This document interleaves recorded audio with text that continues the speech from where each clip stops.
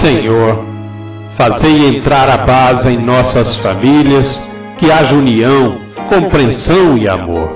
Dai-nos especialmente a mim o espírito de humildade e paciência para com a minha esposa, amor e carinho, dedicação aos meus familiares e amigos, bondade para com todos em minha casa. Fazei que os irmãos se tratem como verdadeiros irmãos. Ajudai-nos a conservar a paz nas famílias para merecermos a paz definitiva no céu. Amém? Eu me chamo Luiz Cláudio. Iniciamos agora nossa liturgia diária. A palavra que quero compartilhar com todos vocês neste dia de hoje, ela se encontra no livro do Evangelho de Mateus, no capítulo 14, do versículo 1 ao 12. Herodes mandou cortar a cabeça de João. Vieram os discípulos e foram contar tudo a Jesus.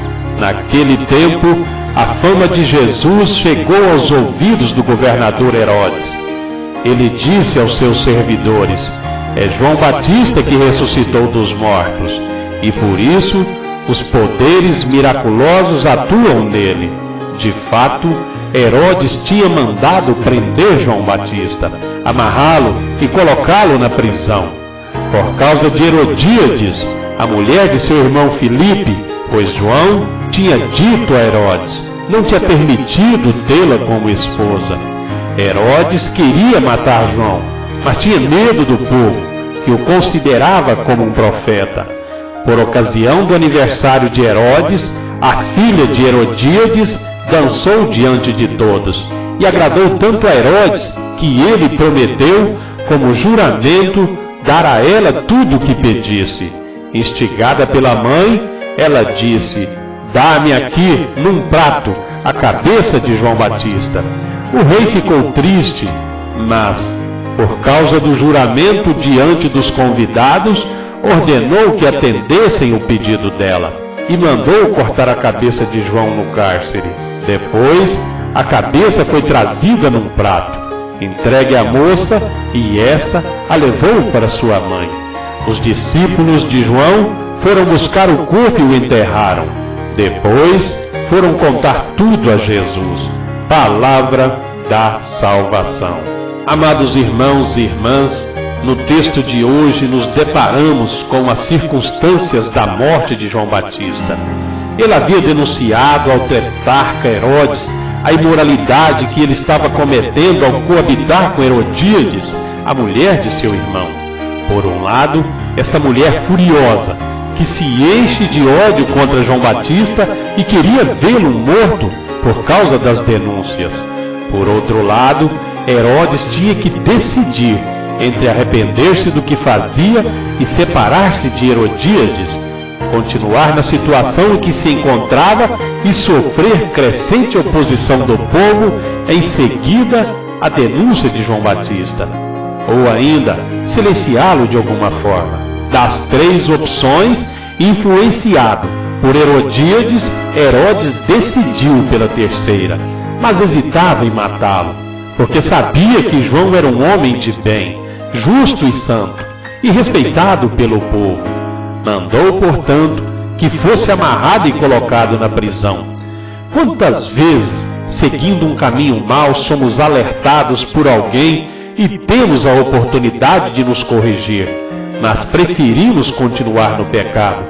Quantos pecadores são alertados pela pregação do Evangelho e, ao invés de se converterem, eles se voltam contra a pessoa que lhe corrige e também contra o próprio Evangelho, tornando-se inimigos de Cristo.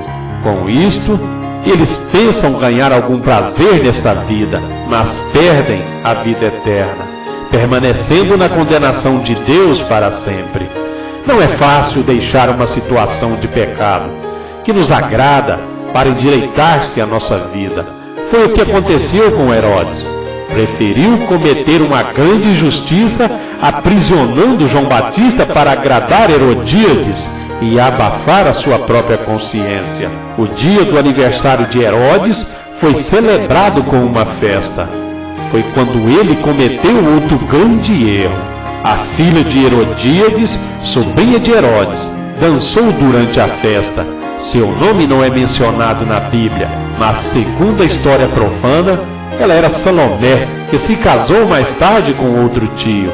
Filipe, o tetrarca da Itureia, isso está em Lucas, no capítulo 3, no versículo 1. Ela dançou tão bem que agradou muito Herodes e os seus convidados. Para recompensá-la, Herodes lhe prometeu com juramento que lhe daria tudo o que pedisse, até mesmo metade do seu reino. Isso está em Marcos, no capítulo 6, no versículo 23. Era uma promessa solene, e Salomé foi consultar a sua mãe sobre o que deveria pedir. Herodes era poderoso e rico, e as possibilidades eram muitas, mas Herodíades estava focalizado em uma coisa só: João Batista tinha que morrer. Surgiu agora a oportunidade de consegui-lo através de sua filha. Para a aflição de Herodes, sua sobrinha, instruída por sua mãe, pediu: dá-me aqui num prato a cabeça de João Batista. Herodes havia feito um juramento, e os que estavam à mesa com ele eram testemunhas.